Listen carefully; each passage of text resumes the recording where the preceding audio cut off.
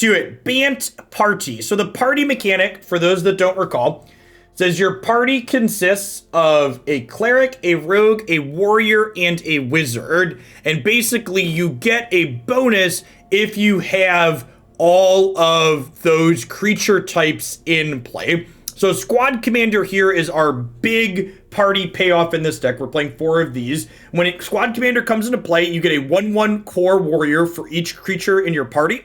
And at the beginning of combat on your turn, if you have a full party, creatures you control get 1 attack and gain indestructible. So this is our way to punch through clogged boards and close out games with a lot of damage. Something that frequently comes up is we'll play this on 4, and then on 5, you can Glasspool Mimic Squad Commander and give everything 2 attack and indestructible and crunch in. Another party payoff we have in this deck is Linvala, Shield of the Seagate. And Linvala is a great example of a good party payoff because this is a card that's good when we don't have her payoff. She's a 3/3 flyer that can sacrifice to give our things hexproof or indestructible till end of turn. So like that's a pretty playable stat line. And then she also says, at the beginning of combat on your turn, if you have a full party, target non-land permanent and opponent controls can't attack, block, or activate its abilities until your next turn. Our third and final party payoff here is Archpriest of Iona, which is a star 2 cleric that has attack equal to the number of creatures in your party. So this can be a 4/2 for 1 mana.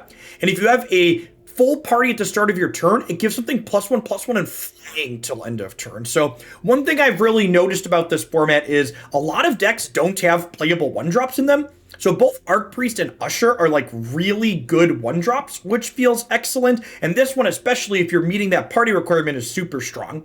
Now, how do we meet the party requirement consistently?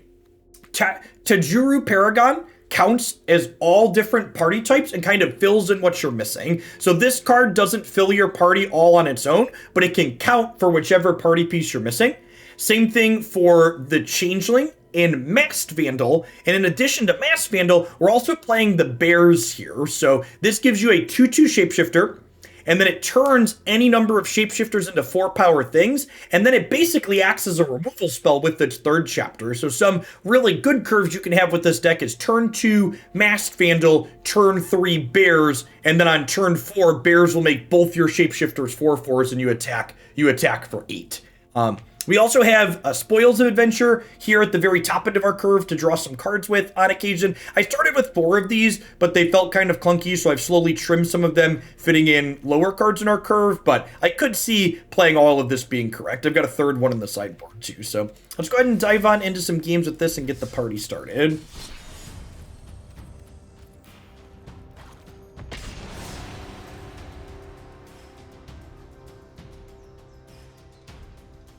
Hey, thanks for the 22 months played forward. Welcome back. I understand taking breaks. Time away can be good for the soul.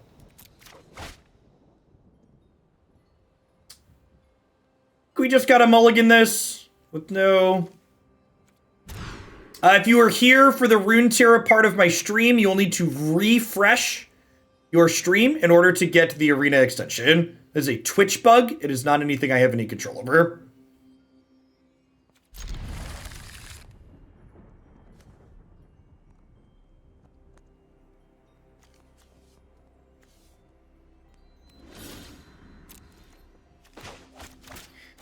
I think we do this. Jaspera Sentinel taps on their untapped creature we control to make a mana of any color.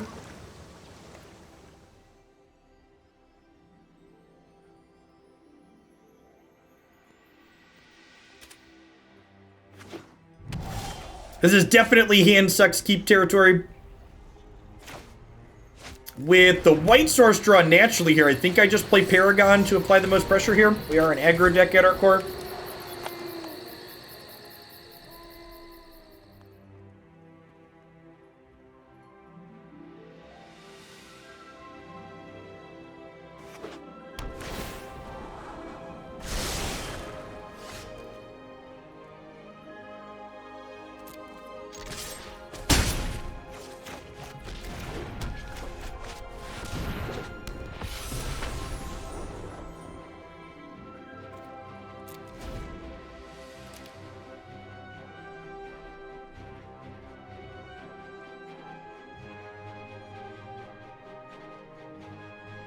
So, to just like, to point out something that I really dislike that happens so often, Charizard James says this deck performed well in the Splash Tournament, piloted by someone named New Disciple. The deck list that's in here that was played to a 3-3 finish, and 3-3's like, for starters, to split hairs, 3-3's not really a great finish. But even ignoring the record, the deck that this person played in the tournament that you're referencing is incredibly different from what I am currently playing on stream. It looks like at a glance, it's like 10, maybe even 15 or 20 spells different, which is a pretty significant number of spells different. Too often, card game players like to lump things together that should not be lumped together at all. Just because things have the same colors or overlap some spells or ideas doesn't mean you should say, hey, these decks are the same thing and they belong together. I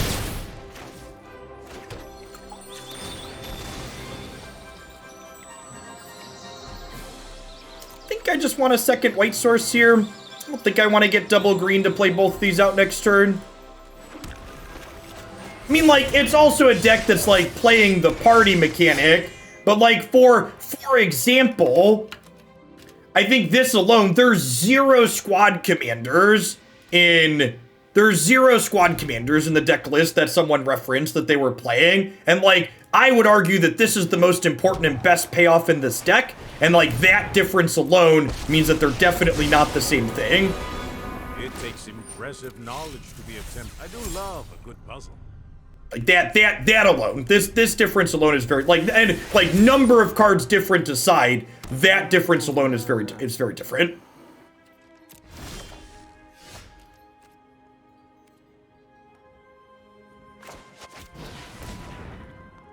You're watching Match 1, Game 1, Blue Fire.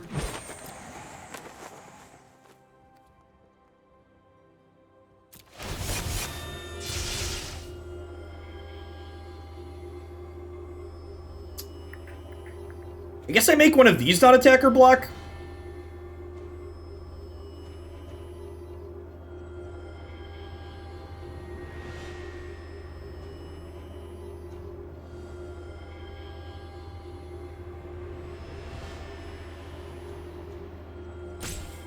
We could see them minus their Teferi in response here.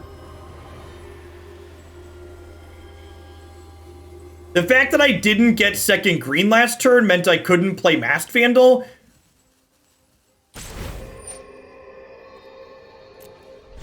Yes, I'm actually going to lose my party bonus here, which is unfortunate. I think we just have to pass now, right?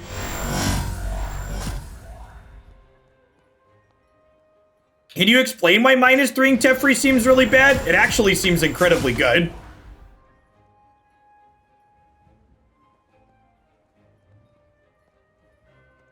That noise is an audio bug on Magic Arena. I think we're unfortunately dead here.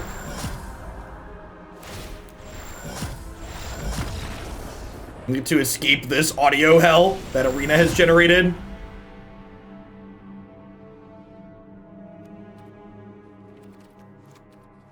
I think I'm in for Glass Caskets. This kills a lot of their payoffs.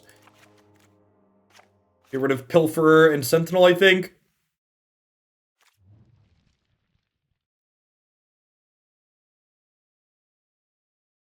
Good morning, Penguin. Yeah, getting to Platinum on Magic Arena is super trivial. You get twice as many points for wins as you do for losses at Gold and lower. So you can have a pretty mediocre win rate and still get to Platinum by just playing a little bit. Oh, I don't have Cardboard Live loaded. Good call. I had it turned off because I was streaming on a delay.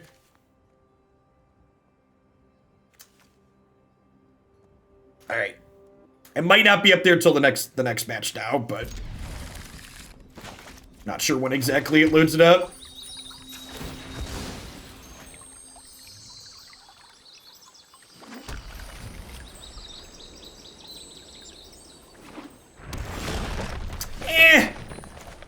The difference in what your record can be getting to Platinum versus getting to Mythic is very different. You could definitely get to Mythic with just like a barely over 50% record.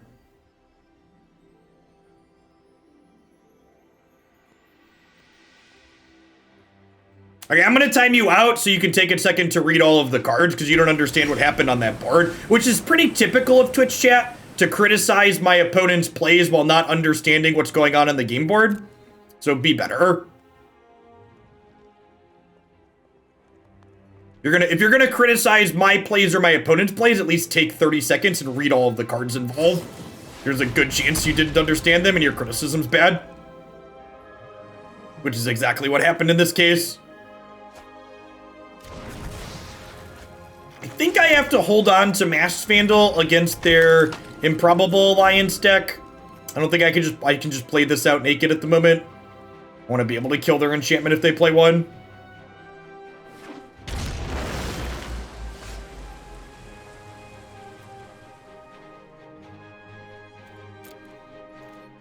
Hey, Shellers, thanks for the 26 months. I appreciate that. Welcome back.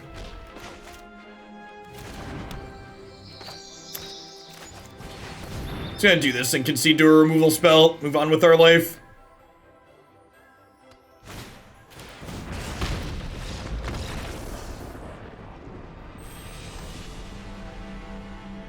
Those were always my favorite judge questions in Magic, where like the player would call a judge and the judge would come over and literally just read the card to the player word for word, and the player would be like, "Oh yeah, I get it now."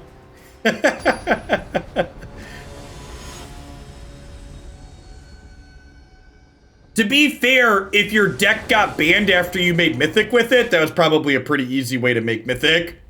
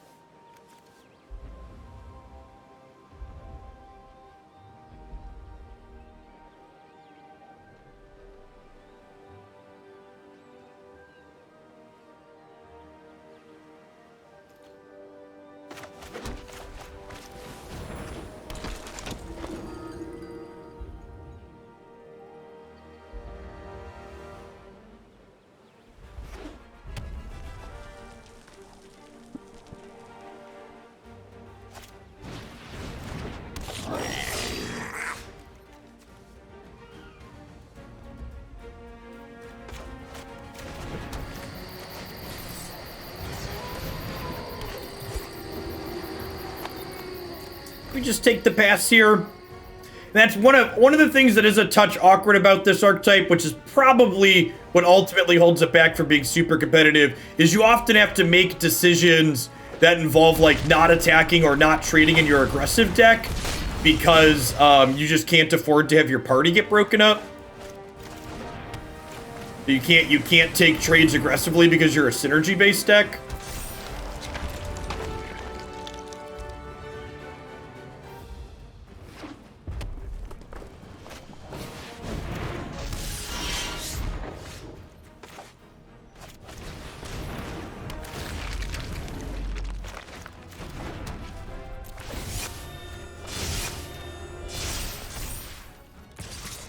Archpriest is a heck of a payoff, though.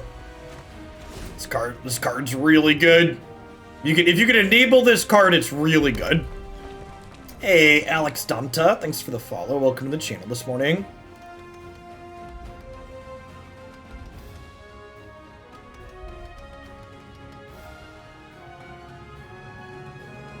If they can't interact with us, they're actually just dead to these Archpriests. And we're not even dead to a cleave, right? Because we're at 20, they attack and they cleave. This goes to 7, 14, 15, 16.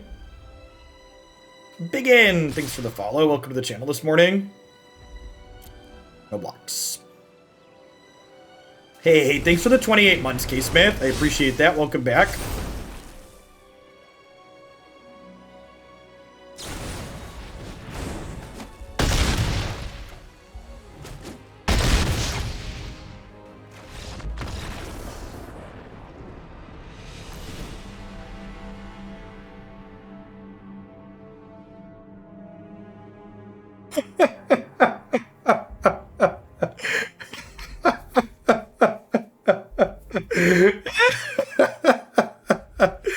This is where the magic happens.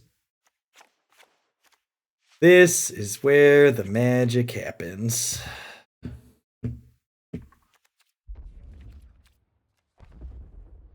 We're not dead to Cleave. Don't worry, chat. Eldraine finds a way. In case you were wondering, Eldraine finds a way. Always, always and forever, Eldraine finds a way.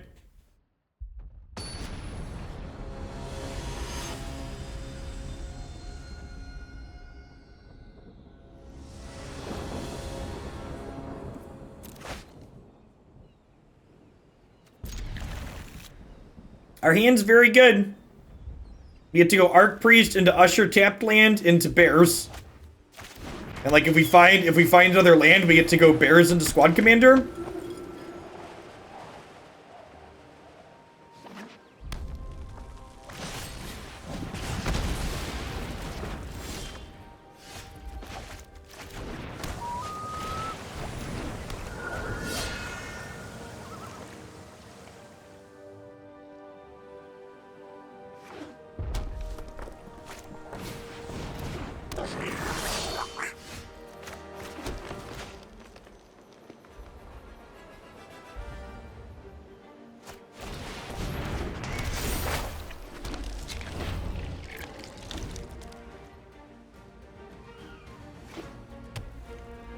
I don't know what Realm Walker does, Gato, so I can't really answer your question.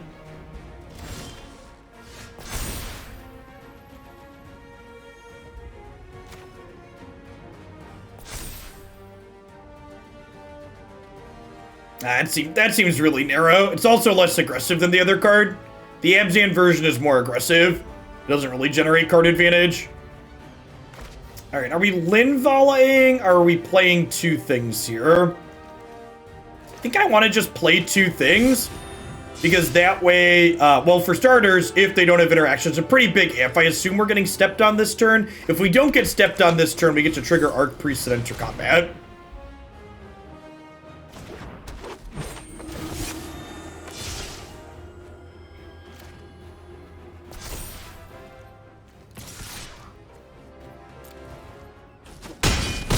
Wow, nothing?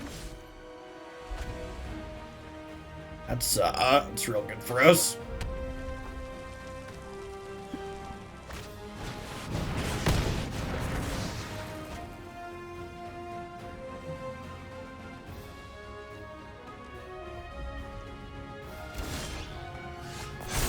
It's not the untapped land I wanted for Christmas. I don't really want to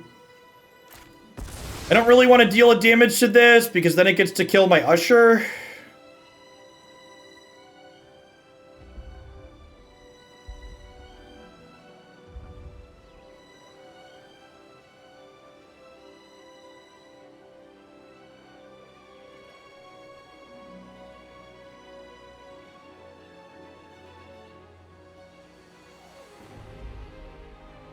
I think we just attack and make a warrior, huh? Now let's do this.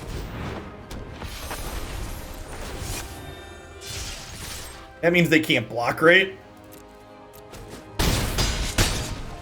Much better.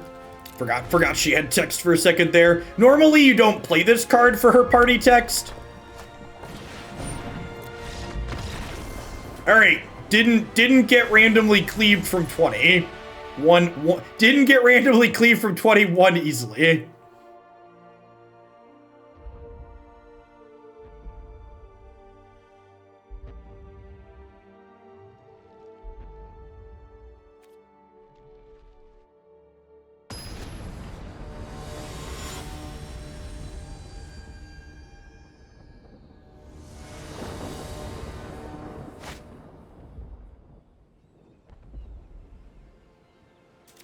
Keep this.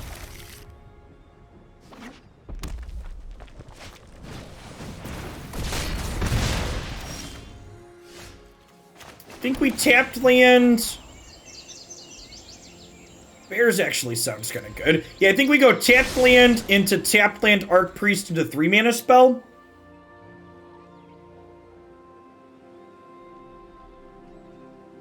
Yeah, I mean, like, ideally I'd have untapped lands in here, but I have all my colors of mana. Thirst, thanks for the follow, welcome. I actually think Lee Sin is way more offensive than Embercleave is, for reference. And I don't think it's close.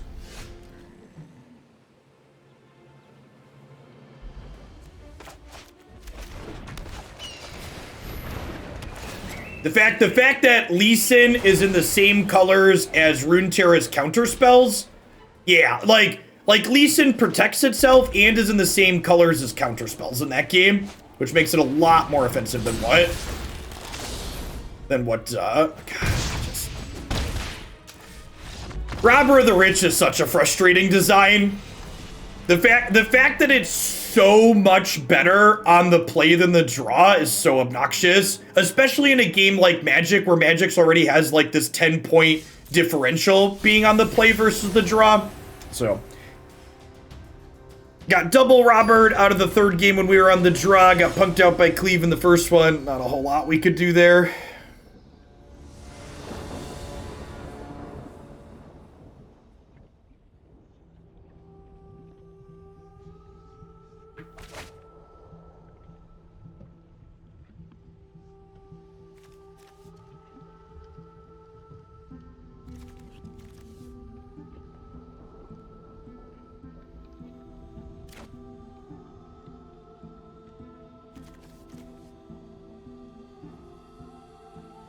I gotta mulligan this because of the colors of mana. Like, the white's not even untapped here.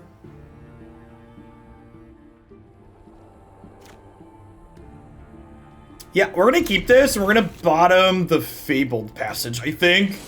Because if we miss our third land on 3, that sounds fine, so we can go Masked into Bears, and then Bears will make all of these 4/4s, which sounds lovely.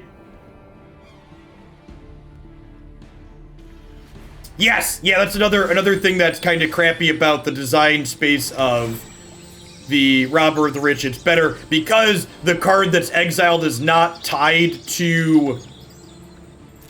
Because it's not tied to a specific instance, the card gets better when you draw more than one of them as well. There's definitely another factor as well. Big agree with that.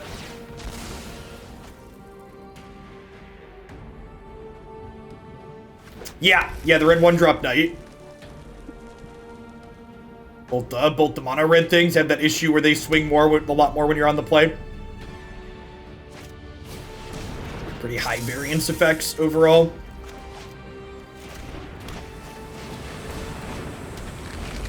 It might be right to drop Bears on 3 and not get to turn this one into a 4/4.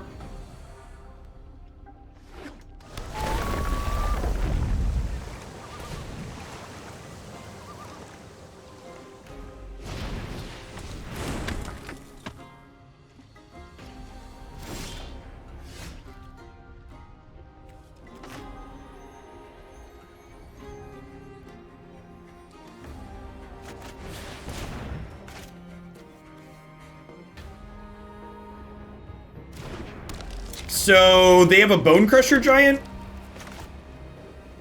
which means we definitely want to wait to play this.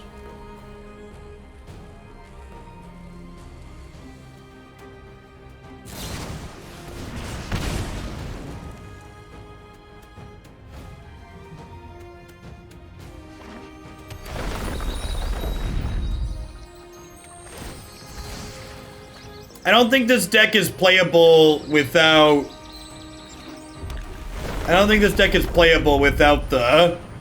without the blue cards.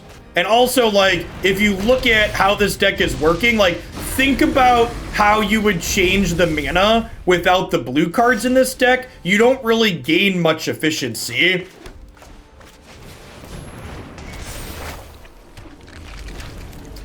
Each individual creature can only count as one member of your party. So even if a creature has multiple of the party creature types, it only counts as one of them. You can never have a full party without 4 creatures in play.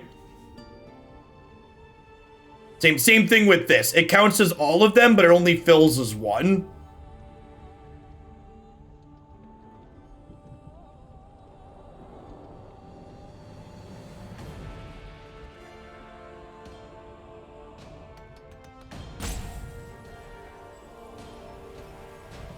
So these are going to turn into 12 power next turn, which is sweet. And then we're flooding a little bit here, but we're going to get to kick this Paragon, which will let us dig for a threat.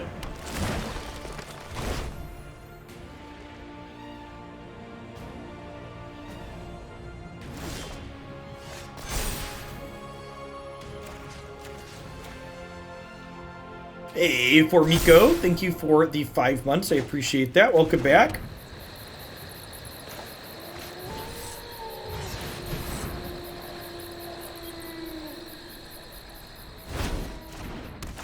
Looking for our squad leader here.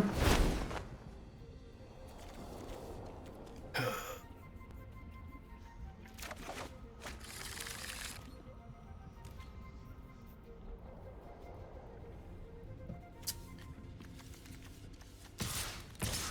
think I attack with these here. I've got another shapeshifter and I've got a rogue here, so like even if they trade, I'm still gonna have another party next turn.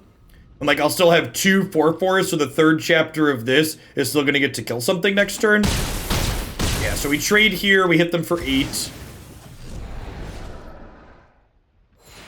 And then the third chapter on this says, choose up to 1 target creature, planeswalker. Each creature with power 4 or greater you control deals damage equal to its power to this permanent. But this is going to let us deal 8 to something next turn if they don't kill these. Now, it looks like they're Teamer Adventure, so we could experience a Brazen Borrower this turn on our token, which would be bad, because that means we can't kill Lovestruck Beast with this. But if they don't have Brazen Borrower or a way to kill the token here, we get to delete one of their creatures next turn, which is nice.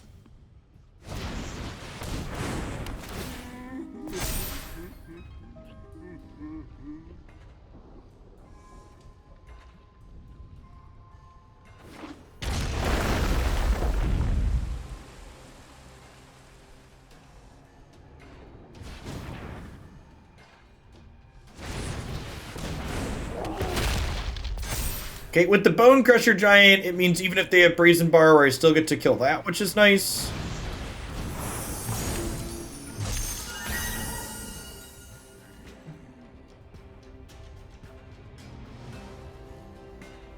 And then the problem here being obviously like, while we're keeping up on board, my opponent has the Great Henge for just an unbeatable amount of card advantage here.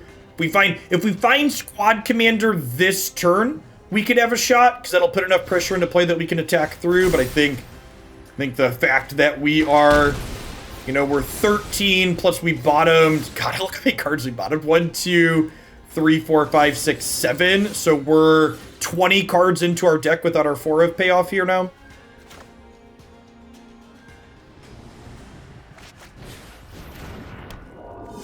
Oh, and I don't have enough blue mana to play both of these this turn.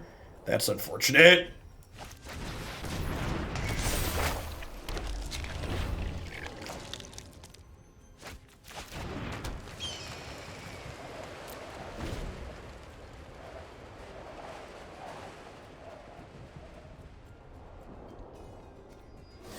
We also, in addition to not finding our best payoff in Squad Commander, we've also failed to draw our 2 copies of our Draw 3.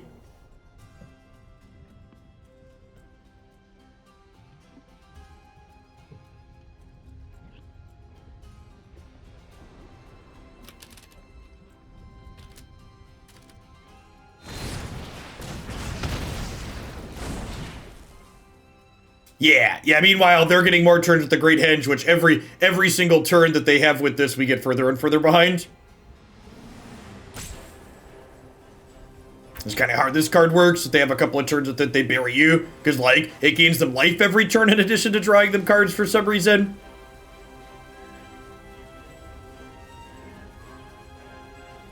Yeah, I agree, Turnpike Bear. I've said a couple of times since I've come back that these are my favorite dual lands they've ever printed.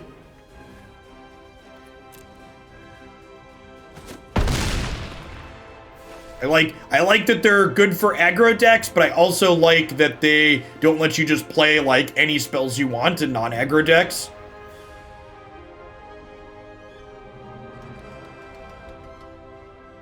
There's actually some consideration to them.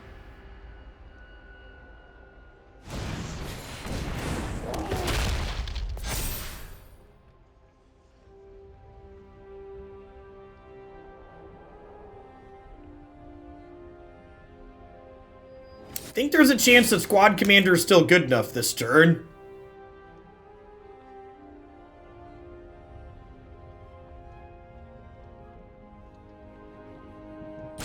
Yeah, most decks are running main deck artifact and enchantment removal, Crazy Duck. I don't even know if it's a question about being right so much as just that's just a thing that's happening in the current format. Hey, Gerd, thanks for the entire year support. I appreciate that. Welcome back. Thanks for keeping me around.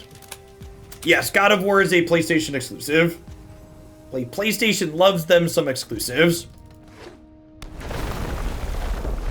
How bad is eye strain from looking at a screen all day? I mean, what's the best way to put this? Think about how your life works. How much are you staring at a screen for most of the day?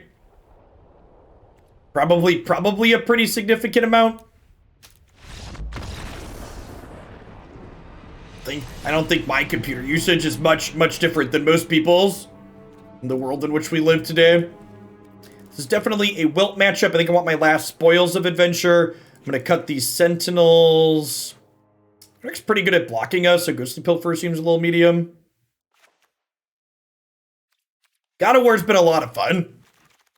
The combat's really excellent in it. Story rating is reasonable too. You've done a good job of like blending in quippy things and otherwise kind of serious story.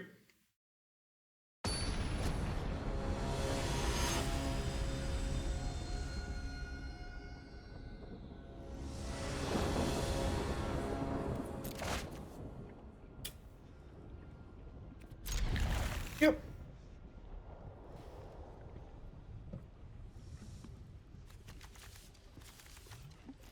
Would like a changeling to fill out the party, but seems pretty good. Oh, yeah, I guess I just added Ghostly Pilferer. I forgot that it has that text. Yeah, I probably should leave it in against the adventure deck.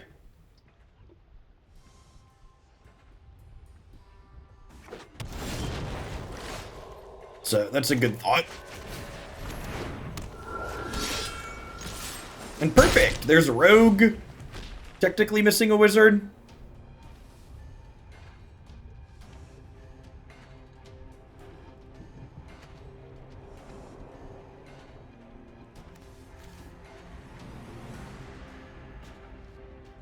Something gonna get stepped on here, most likely.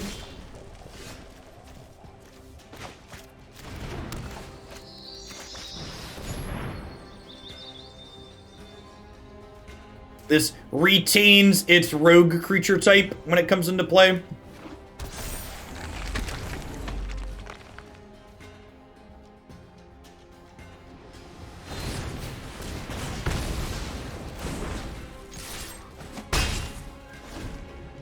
But again, even though this is a rogue and a cleric, it can only count as one of those two things in my party.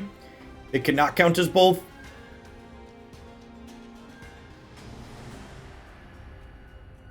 Nah, even in Legacy, outside of things like Manaless Dredge, is basically strictly incorrect to be on the draw.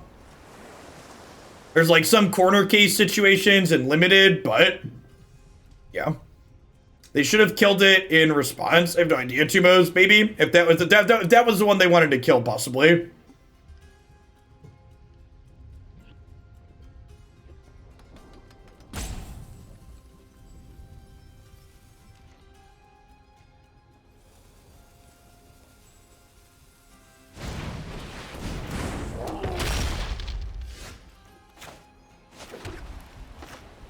I think I'm just gassing up here. We have our squad commander this time around, thankfully. So hopefully that's going to get a chance to do some work. We do only have two different members in our party at the moment, though. Need a changeling still pretty bad.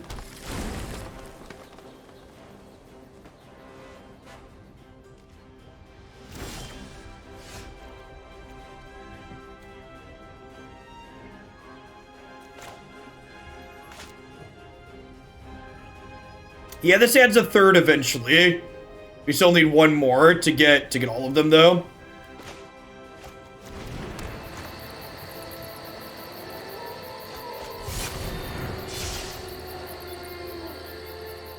We're gonna try and put Squad Commander down so we can copy it with Glasspool Mimic.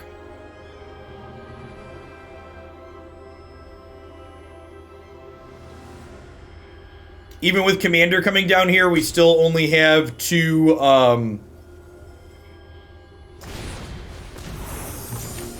That's an interesting bounce.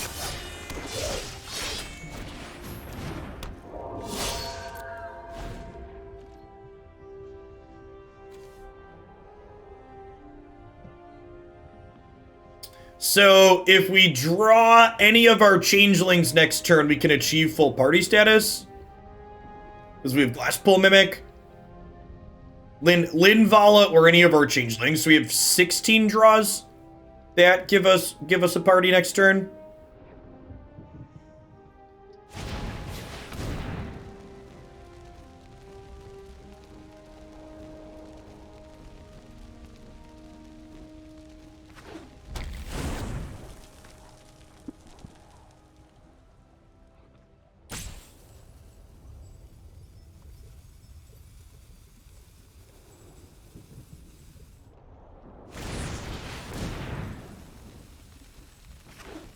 Okay, we can almost kill them if we complete our party next turn.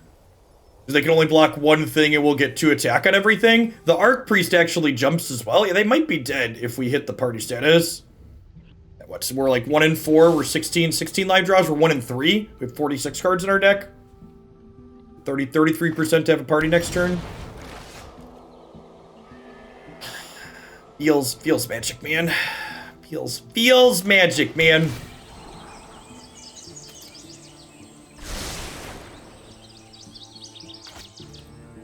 Enter combat first and see what they do. Nothing, eh?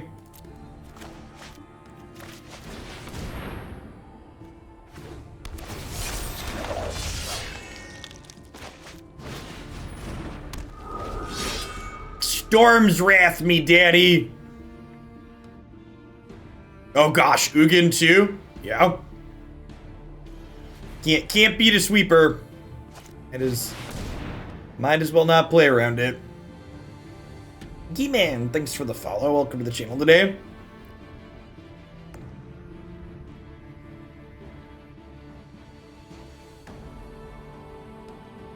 Alright, so we get 2 draws at 16 cards that enable party next turn.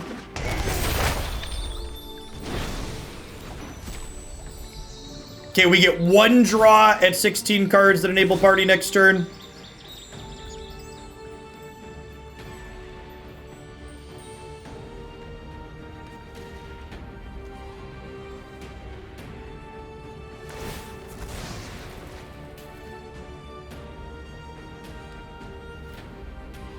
About 35% to hit here.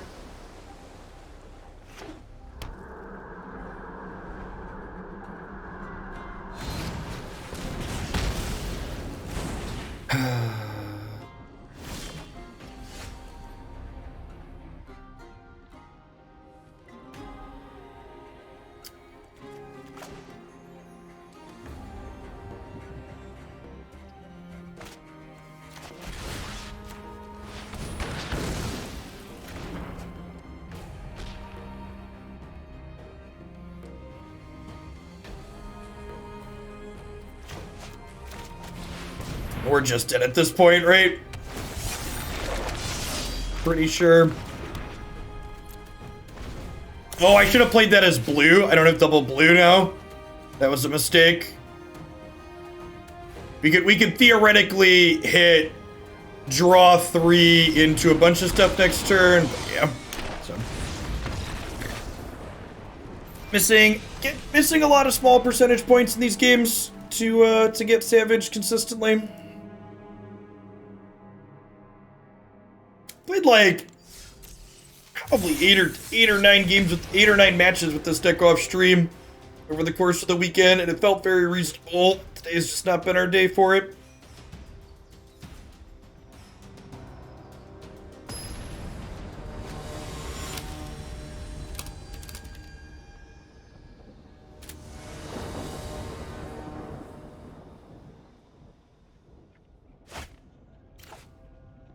Pyre of Heroes isn't very good. One, we don't really have a lot of things at different spots on our curve. Some of our changelings are 0 mana, so like, yeah, that card's actually really bad. Doesn't really do much.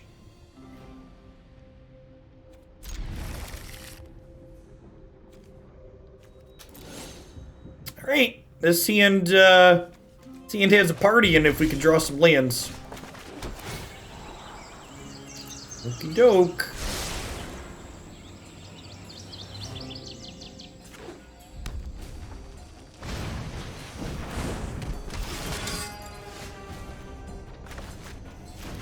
Oh. Ah!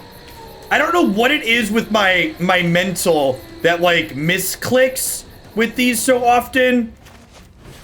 Definitely intended to play that on white and double 1-drop this turn. I don't know, like I like looked at it and then I went. I have no idea. My muscle memory is just way poor, very poor with them.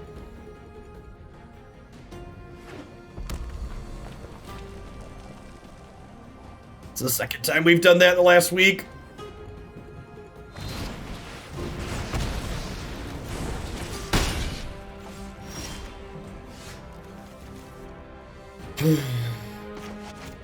Super far behind because of that mistake.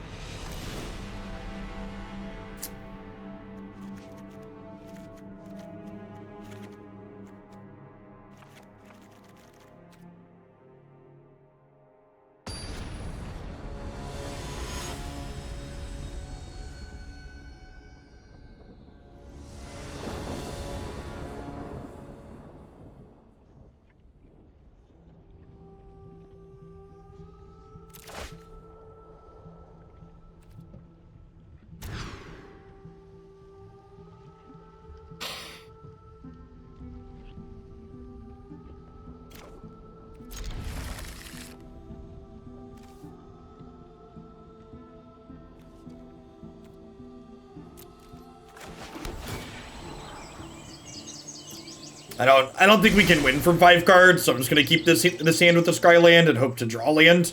I think the odds of us winning, the odds of us drawing lands with this hand are higher than the odds of us winning on a 5-card hand.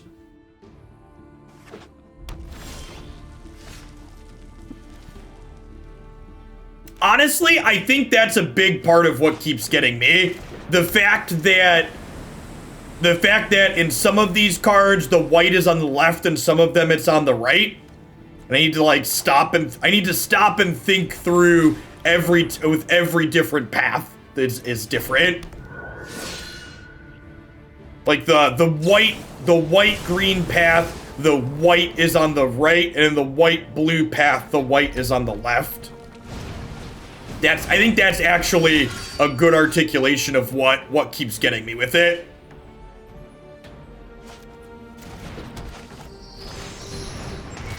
All right, get some lands to play a game.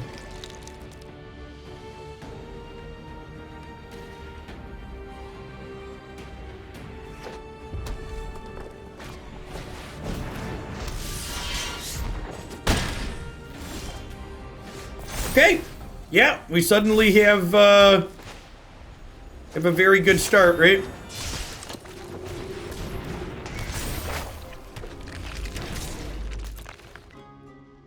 No, you can't make that consistent, Lurp. The number of pathways, you can't always have them on the same side.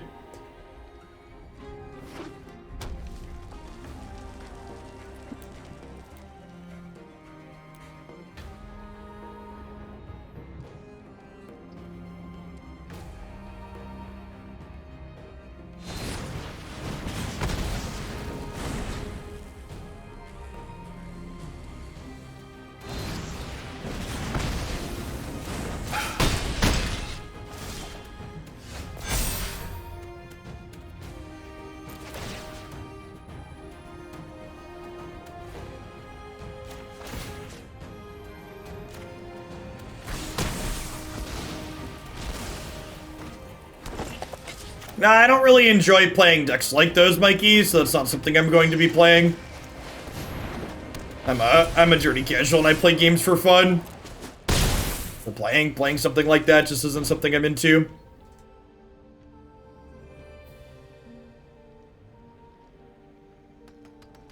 It's part of the reason I up the price on viewer decks. I don't have to take decks that I don't really enjoy playing unless I'm getting a lot of money for doing so.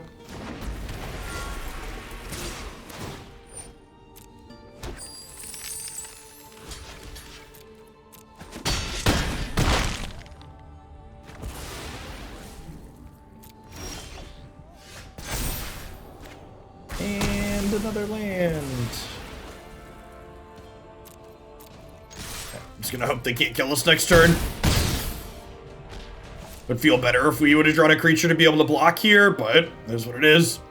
Dead to a stiff breeze here.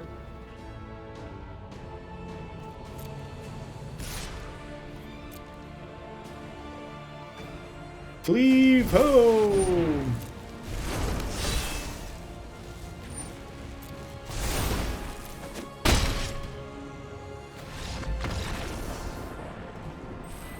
Alright, I'm gonna try one more, see if we can get a decent shake, but we crash and burn one more time. We'll switch to a deck that's not so synergy-based.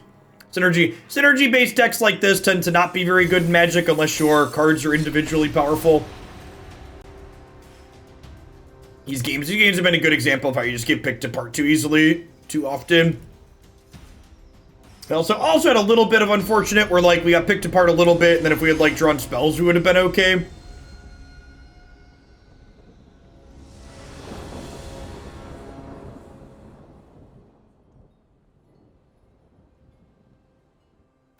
Flooding in our 22 land deck definitely hasn't helped. Yeah, I guess it's keepable. Needs to draw a green source, obviously, but it's got, like, 1-drop into tapped land 1-drop, which is nice.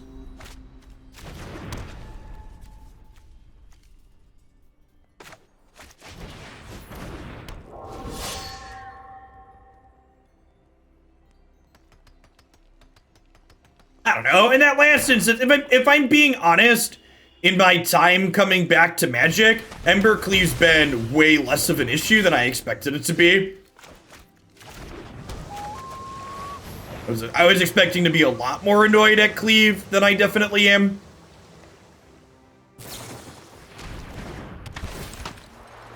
Those formats felt pretty reasonable overall. Star City Games ran a bunch of tournaments over the weekends, and, like, the results from those were pretty evenly spread out.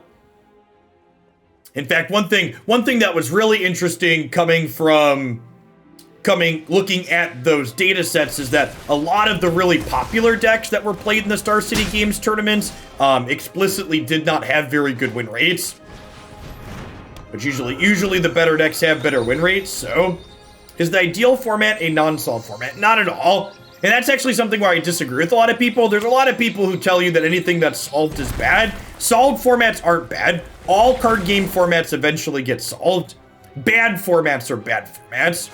The issue isn't whether or not something is solved or unsolved. The issue is the format fun when it's solved? Are the types of games that are being generated in that format interesting and worth playing?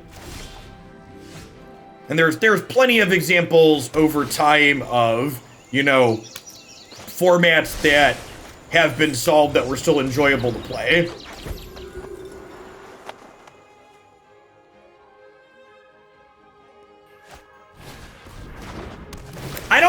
I don't even think it's as simple as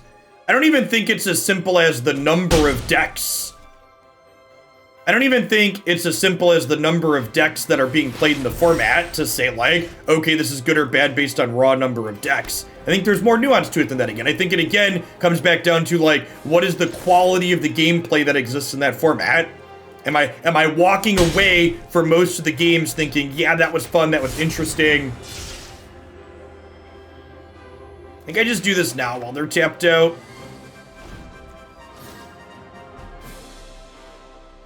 Yeah, RTR Standard's the most recent example of that, where, like, you look at what RTR Standard was, and, like, that was definitely what I would describe as a solved format, but it was super fun.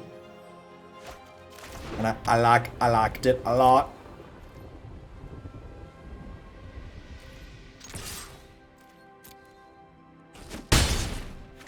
We're gonna make some bears, chat.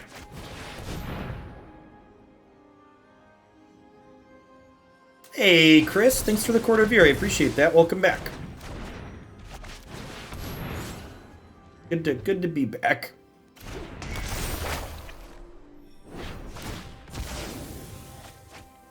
All right, if they don't kill our stuff, we get a full party next turn, right?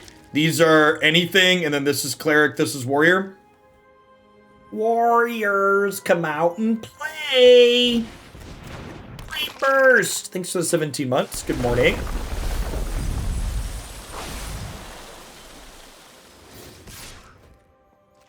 No blocks. Expecting a removal spell for this.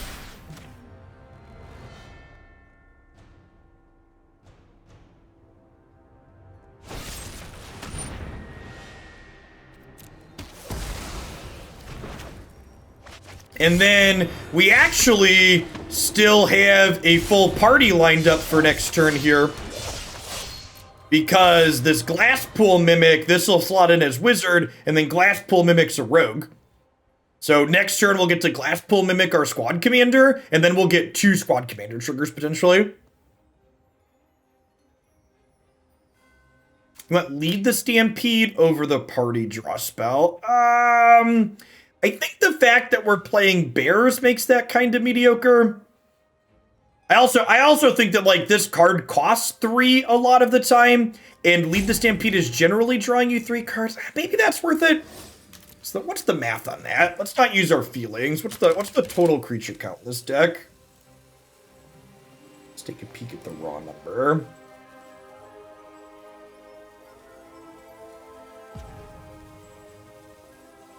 Alright, type. We've got... The fact that it draws Glasspool Mimic is big game. 16, 24, 28, 30, 32. So you're drawing like 2.5 creatures on average with that. Yeah, I can see that actually.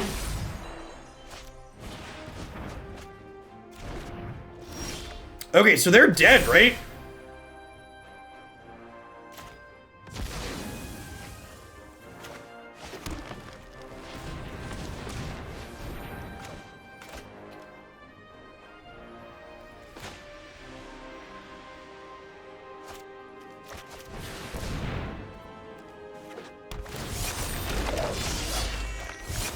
Try and find another Archpriest here for liftoff.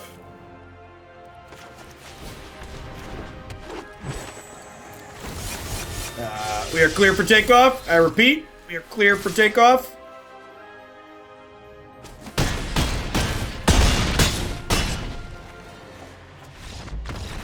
And like that game, right? Like our opponent had a bunch of interaction that game, right? Like they killed a bunch of our stuff.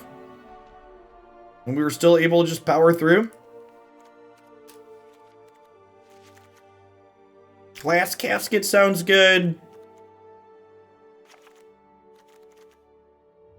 Oh yeah, Chainweb is great. This is the Chainweb matchup for sure.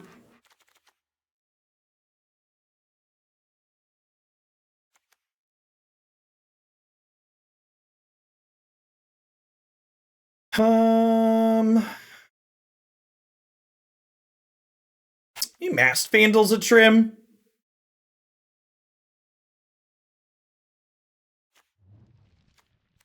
Could just be Spoils too. Spoils is okay there. Yeah, I really like the idea of Lead the Stampede actually. I think we have enough green for that. 8, 12, 13, 14. Yeah, we can totally play Lead the Stampede.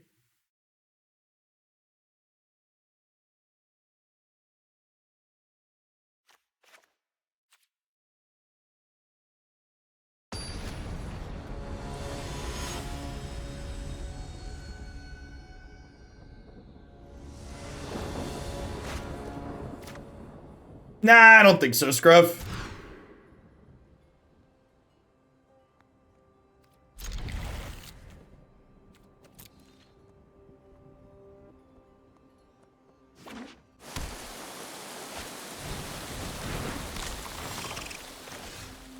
Rogues had an abysmal win rate over the weekend. It was like below 50% in the SCG tournament, but I guess that was to be expected because like red-black, Kroxa was the most popular deck. I think game's been this morning very bad so far. We've been getting destroyed.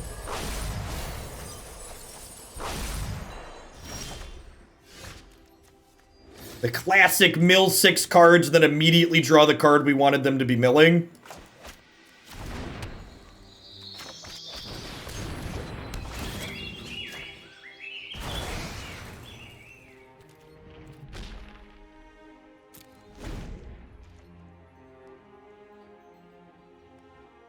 We've got some crab problems, chat.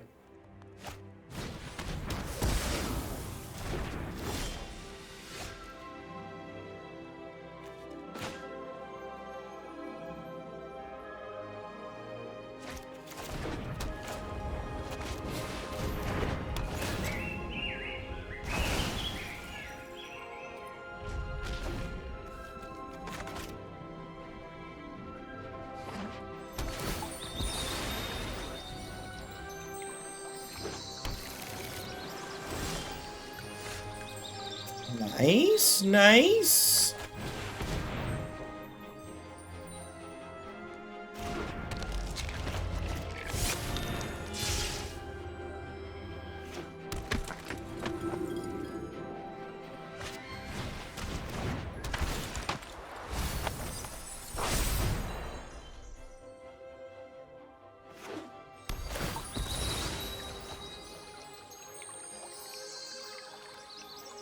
My lack of an answer to Luris could be a real problem here.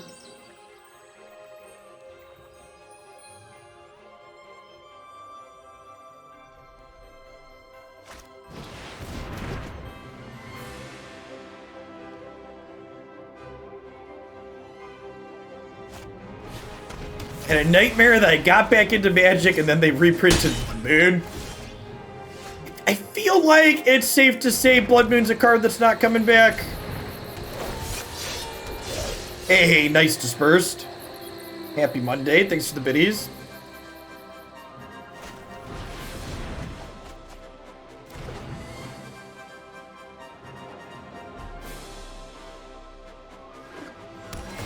I think we're probably buried out of the game at this point.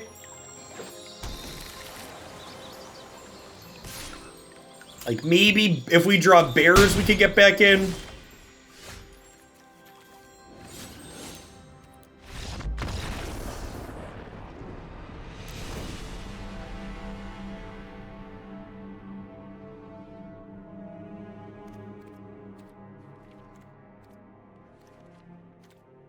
Maybe I just need my own spoils here to be able to grind with them.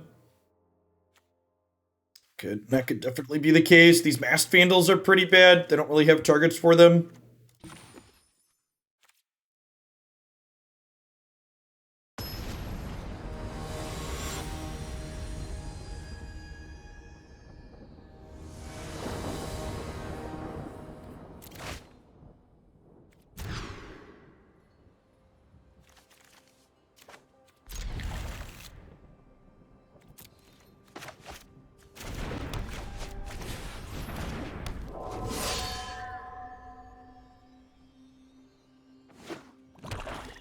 Damn it, they have Thirst.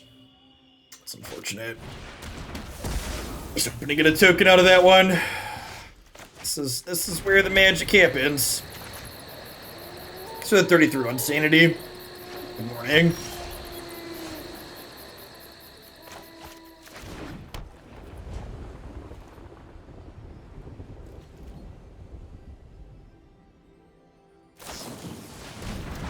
Hopefully they mill us into a Chainweb Spider, since we have mana for that.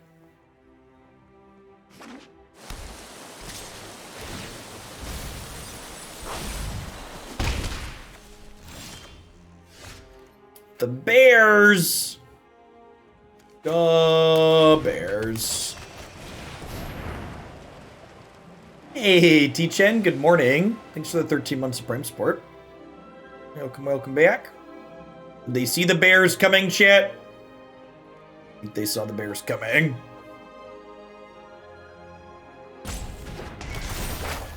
Oh, I'm just gonna murder the bear with the removal spell.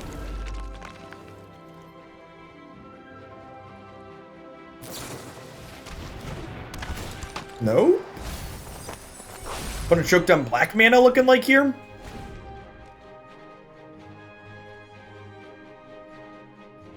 This Branchloft Pathway is coming down on the green side here.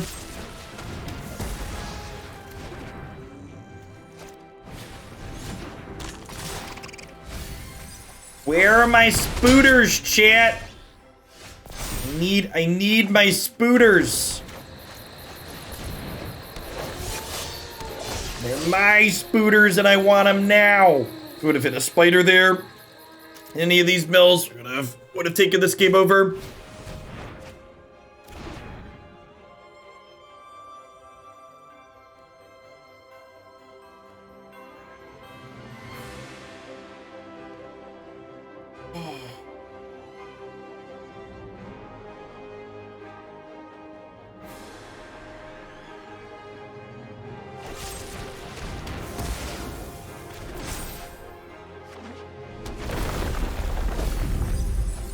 Five more draws of the spider.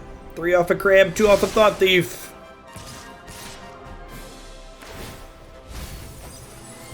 Never lucky.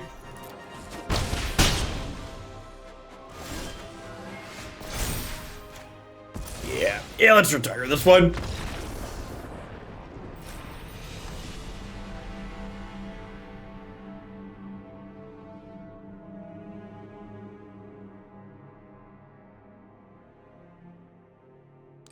I swear I won entire matches with this off stream over the weekend, but after today, we're just gonna do that, move on with our lives.